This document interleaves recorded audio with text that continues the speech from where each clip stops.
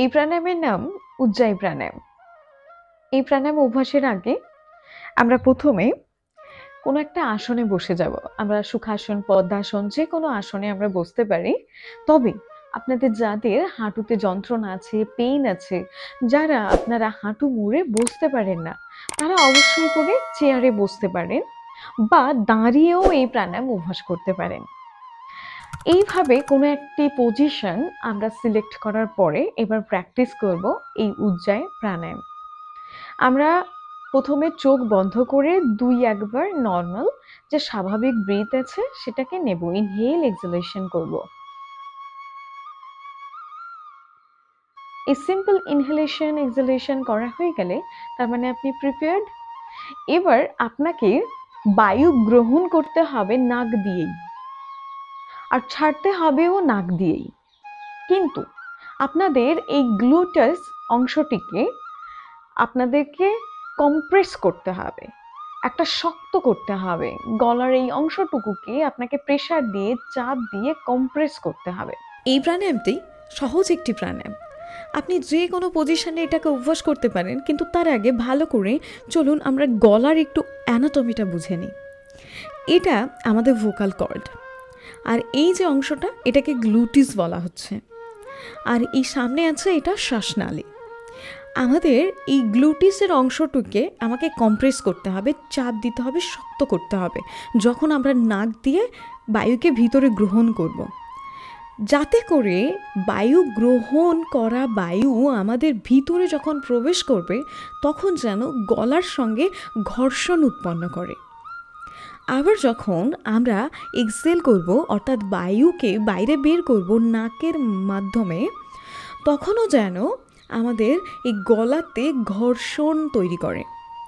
ফলেই তবেই কিন্তু এই শব্দটা উৎপন্ন হবে, তবেই কিন্তু আপনি এই প্রাণায়ামটা সঠিকভাবে অভ্যাস করছেন।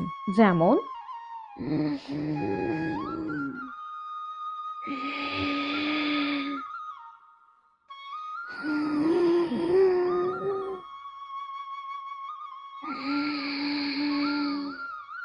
এইভাবে আমরা যদি প্র্যাকটিস করি, এর নাম উজ্জায়ী প্রাণায়াম। আমাদের এই ইনহেলেশন করলে, বায়ু গ্রহণ করলে, বায়ু ত্যাগ করলে দুটোতেই এই শব্দটা উৎপন্ন হবে। ভয় পাবেন না, এটা স্বাভাবিক।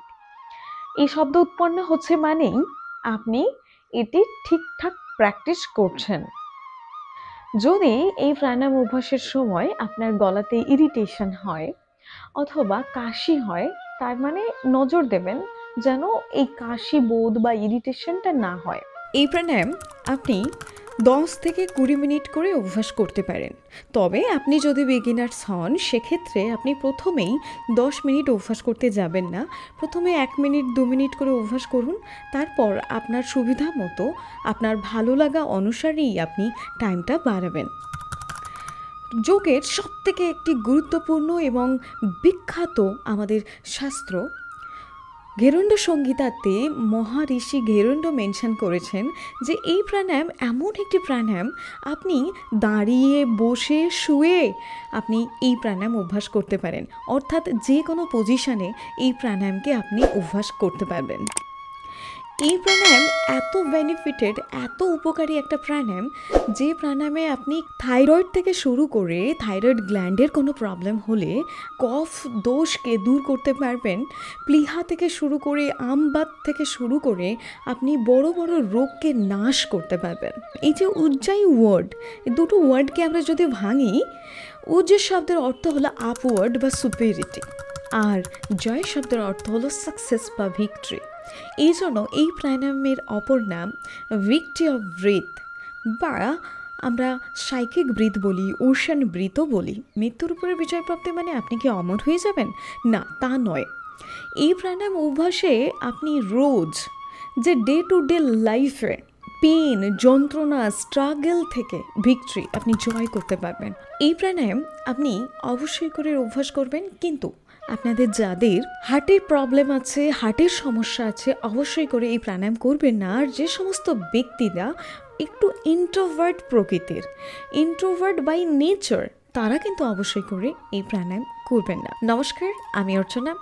আই হোপ এই ভিডিওটা আপনাদের অনেক কাজে আসবে, অনেক হেল্পফুল হবে।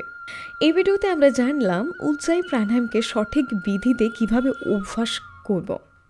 নেক্সট ভিডিওতে আমরা জানবো যে এই উজ্জায়ী প্রাণায়াম প্রত্যহ অভ্যাসে আমরা ঠিক কী কী লাভগুলো আমরা পেতে পারি, সঙ্গে কোন কোন রোগগুলোকে আমরা নাশ করতে পারি, কোন কোন রোগকে আমরা হিলিং করতে পারি, সম্পূর্ণটা জানবো।